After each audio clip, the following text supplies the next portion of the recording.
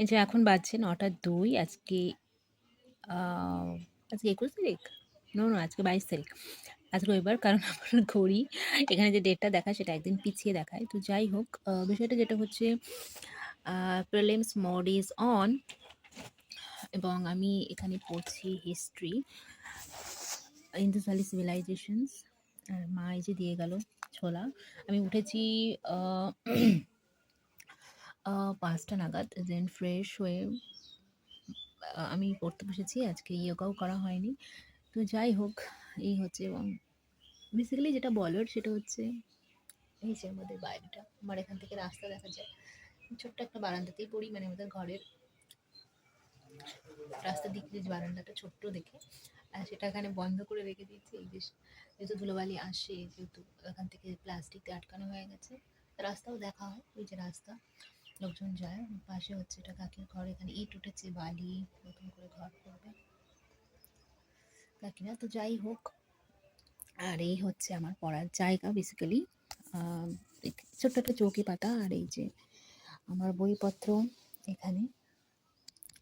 খাটের উপরেই একটা ফ্যান রাখা। আহ, আহ, তো বেসিক্যালি আমি একটু ভালো লাগছে, কারণ আমি যেভাবে পড়তে চাইছিলাম সেটা আস্তে আস্তে সেভাবে পড়া স্টার্ট হয়েছে। এবং আমি কনফিডেন্ট যে কি আমাকে, যেহেতু মে মাসে আমার এক্সাম, তো তার আগে আমাকে কমপ্লিট করতে হবে সমস্ত সিলেবাসটা। মানে আমি যেটা আগেও বলেছি যে আমি এই ২ বছর ধরে প্রিপারেশান নিচ্ছি, লাস্ট ২ বছর ধরে প্রিপারেশান নিচ্ছি, কিন্তু আমার কাছে এক্সাম ওরিয়েন্টেড যে বিষয়গুলো গোছানো থাকা দরকার সেটা একদমই গোছানো নেই। তো আমি একদম আবার প্রথম থেকেই শুরু করছি। প্রথম থেকে একদম, মানে প্রথম থেকে syllabus, PYQs, NCERTs, mock test, question answer practice, সমস্ত কিছু, নোটস মেকিং, এভরিথিং এভরিথিং। যেহেতু এটা আমার পক্ষে একটু ইজি হচ্ছে এই কারণেই, কারণ কি আমি মানে এই যে ২ বছরের যে মানে ফাউন্ডেশন, মানে আমার যে বেসটা তৈরি হয়েছে, সেটা মোটামুটি ঠিকঠাকই তৈরি হয়েছে। এবার আমার শুধু একটু গোছানোর পালা, মানে সমস্ত কিছুটা নিয়ে। তো আমি যেটা চেয়েছি সেটা হচ্ছে যে আহ, মানে সমস্ত কিছু একটা অর্গানাইজড ওয়েতে আমার কাছে থাকুক। তো সেটাই আমি স্টার্ট করেছি। তো প্রথমত, যে প্রত্যেকটা সাবজেক্টের আমার যে স্ট্র্যাটেজি সেটা হচ্ছে, ফার্স্ট আমাকে সিলেবাস দেখতে হবে, একদম ডিকোডেড সিলেবাস, মানে একদম কি বলবো, কোনখান থেকে, মানে সিলেবাস মানে আমাকে পুরোটাই জানতে হবে, মানে একটা সাব টপিক আমাকে জানতে হবে, কোনখান থেকে কোয়েশ্চেন আসতে পারে না আসতে পারে। তো আমি সেটাই করছি। এবং এই রিসেন্ট আমি দুটো বই কিনেছি। এটা কিনেছি, এটা হচ্ছে বেসিক্যালি এটা মানে প্র্যাকটিসের জন্য, মক টেস্টের জন্য। কিন্তু আমি আরেকটা চাইছি মক টেস্টের জন্য, সেটা হচ্ছে পুরোপুরি যেরকমভাবে আমরা এক্সাম হলে গিয়ে পুরোপুরি যেভাবে কোয়েশ্চেন পেপারটা হাতে পাই, সেরকমভাবে প্রিভিয়াস ইয়ার কোয়েশ্চেন্সগুলো আমি প্র্যাকটিস করতে চাইছি। কিন্তু সেটা আমি কীভাবে করবো সেটা ঠিক বুঝতে পারছি না।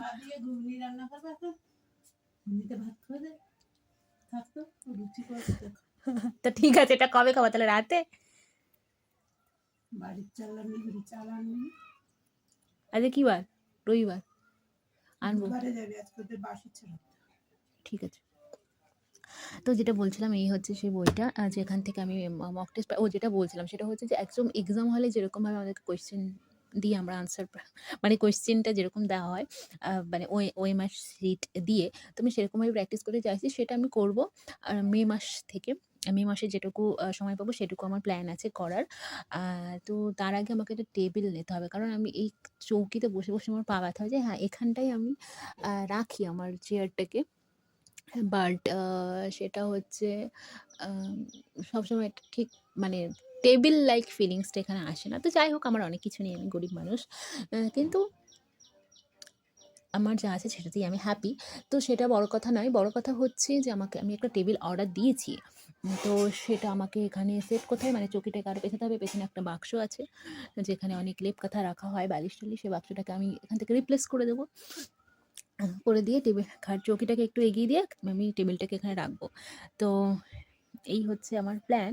তো যেটা বলছিলাম সেটা হচ্ছে যে, মানে আমি পুরোপুরি মানে যেটা চাইছি পুরোপুরি নতুন থেকে শুরু করছি। মানে সিলেবাস যেকোনো একটা সাবজেক্ট যেটা ধরছি সেটা ফার্স্ট সিলেবাস পড়ছি, দেন PYQ সিলেবাস মানে একদম ডিকোডেড সিলেবাস যে সাব টপিক দেন পড়বো হচ্ছে PYQs পড়ার পরে মানে এটা প্রিলিমসের কথা বলছি। যেহেতু প্রিলিমস সামনে, মেন্সের স্ট্র্যাটেজিটা আমি পরে শেয়ার করব।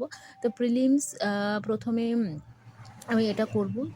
দেন আমি যেটা করছি NCERTs বই যেগুলো আছে আমার কাছে ক্লাস 6 থেকে 12 এর আমার বইগুলো মোটামুটি আমার কাছে সবই আছে। শুধুমাত্র আমার কাছে নেই বলতে সায়েন্স এবং আর্ট অ্যান্ড আর্কিটেকচারের বই দুটো আমাকে আলাদা করে নিতে হবে। কারণ আমি এই বইগুলো নিয়েছিলাম একসঙ্গে Flipkart থেকেই নিয়েছিলাম।